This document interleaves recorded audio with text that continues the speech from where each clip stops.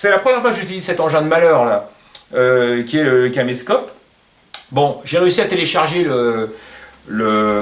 comment dire, logiciel, ce qui était déjà pour moi comment dire, une performance. Je ne sais pas si on va bien les voir.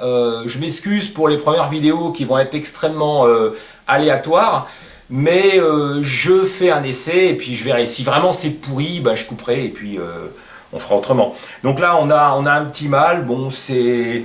Voilà, on a des animaux qui sont plutôt dans les tons orangés avec des petites taches. Vous avez vu, c'est un serpent qui est plutôt sympathique, qui est calme. Il faut faire attention lors du nourrissage parce que ça accroche un petit peu, c'est gourmand, c'est très gourmand. Mes adultes adorent les proies vivantes.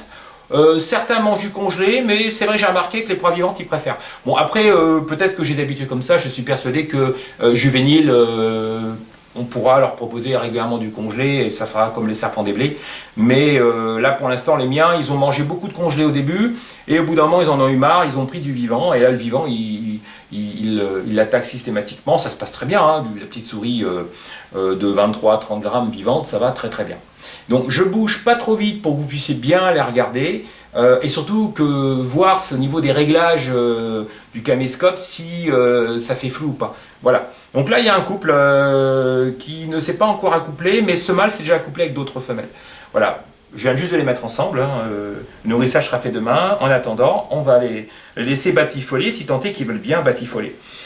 J'ai déjà 2 accouplements.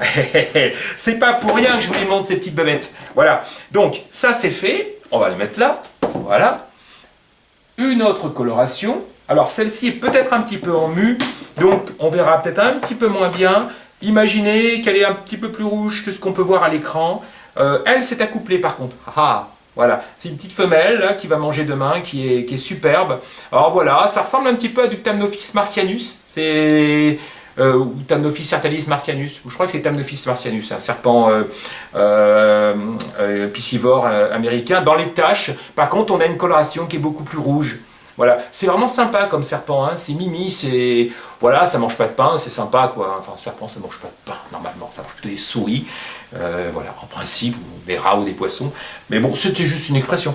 Voilà, donc c'est vraiment une petite bête extraordinaire. Moi j'ai bugué sur les diones. Déjà j'avais fait des petites recherches sur internet au niveau des images et effectivement j'avais vu les diones parce que j'ai des Bimaculata, je vous en reparlerai une prochaine fois des Bimaculata qui sont très sympas et effectivement les diones c'est une espèce assez proche avec une aire de répartition beaucoup plus vaste que la Bimaculata et finalement je m'étais dit un jour tiens si je tombe sur des petites diones je me ferais peut-être un petit plaisir. Bah là c'était l'occasion et franchement je rêve de pouvoir vous présenter des bébés et de vous proposer des bébés. C'est mon rêve parce que on est sur des petites localités, on est sur des petites bestioles sans prétention. Ça vaut pas cher une dionne, ça vaut quoi? Ça vaut quoi? Entre, je sais pas moi, peut-être 60, 70 euros, 100 euros peut-être, allez si on veut.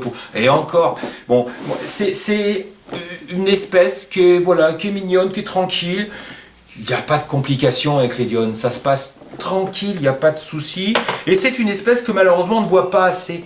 Là on a un spécimen, donc une petite femelle aussi, une assez jolie femelle, qui est de coloration un petit peu rouge lignée. Alors là elle démarre une petite mue, alors on va peut-être pas bien la voir.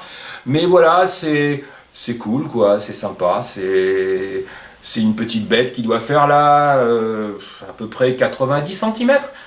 Comme je vous disais tout à l'heure, on a des animaux qui vont mesurer à peu près à 1m20, 1m15, 1m20, maxi 1m50, 1m50 ça m'étonnerait un petit peu quand même. Bon après il y a toujours des records hein, bien sûr. Et donc c'est des petites couleuvres qui sont vraiment cool. Là c'est une forme qui s'appelle Tenebrosa patternless. Bon la Tenebrosa c'est une variété qui est plutôt un petit peu lignée avec des couleurs très sombres. Tenebrosa, ténèbres. Bon là on a une patternless qui est superbe, une petite femelle que je vais essayer d'accoupler avec un petit mâle qui est Tenebrosa. Et ben voilà, c'est magnifique. Alors, je ne sais pas si vous le voyez bien à l'écran, mais c'est couleur kaki, quoi. Ces couleurs kaki unies, c'est quand même pas des couleurs qu'on trouve facilement. Regardez la face ventrale comme elle est belle. Et vous voyez, c'est mimi, c'est mignon comme tout. C'est vraiment, et puis c'est classé en élaf. Pour une fois qu'on n'a pas des noms à rallonge, Spalamana, Pantherophis et compagnie. Là, on a Elaphe. Ils nous ont pas encore changé le nom. Ça viendra tôt ou tard. Mais profitons-en tant qu'on peut encore dire Elaphe. Voilà. Donc, Elaphe Dione, c'est vraiment un super petit serpent. Une petite couleuvre, sans prétention, qui mange pas de pain, comme je dis. Qui aime bien les souris et qui a un comportement qui est très sympathique. Je ne les ai jamais maintenus en terrarium. C'est prévu. Je ne peux pas être partout non plus, hein. Il y a tellement de serpents que je mets en terrarium. Mais déjà en box, voilà, elles sont dans des petites boxes qui font quoi? Qui font 35 cm sur 25, sur 15 de haut. Finalement, elles vivent très bien dans ces petites boxes. C'est pas un serpent énorme. Il peut très très bien vivre dans des petits volumes.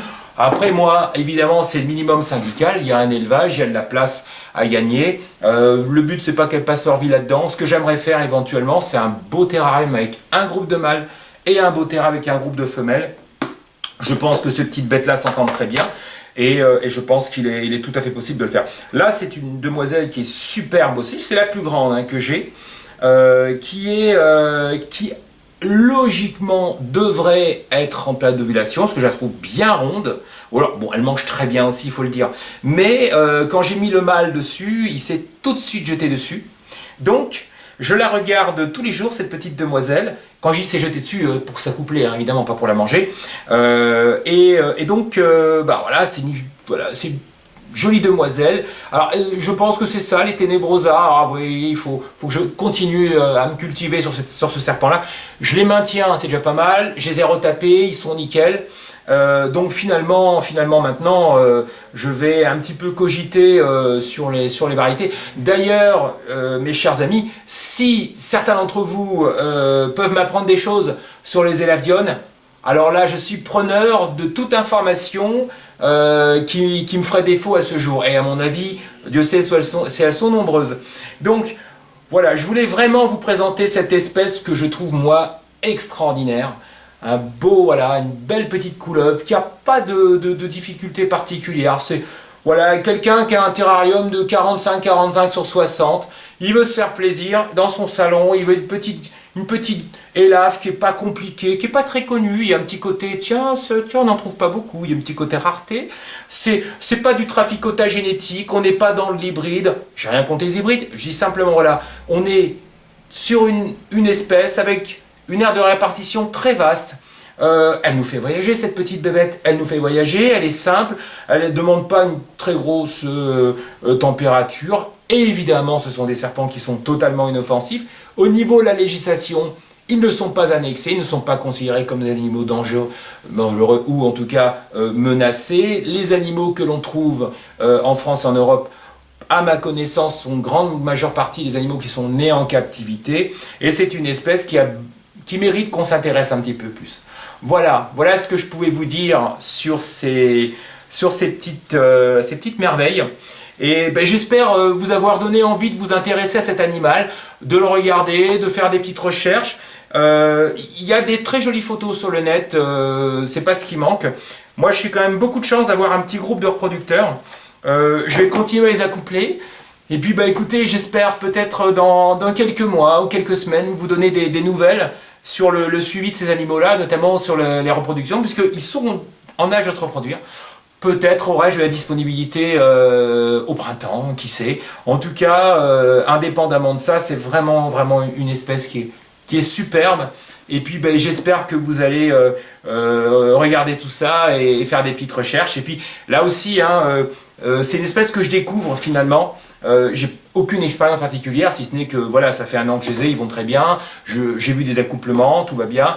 Si vous avez des petites particularités, ou si dans ce que je vous ai dit, il y a des boulettes, je suis preneur de toutes les informations qui peuvent effectivement aider à augmenter ma connaissance et la connaissance en règle générale sur ces serpents-là. Voilà.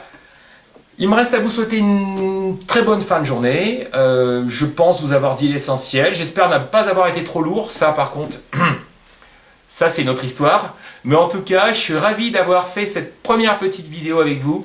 Et puis, bah, je ferai en sorte qu'il y en ait d'autres. Et j'essaierai de ne pas vous trop vous faire poireauter. Voilà. Je vous dis donc à très bientôt, les amis. Bye bye.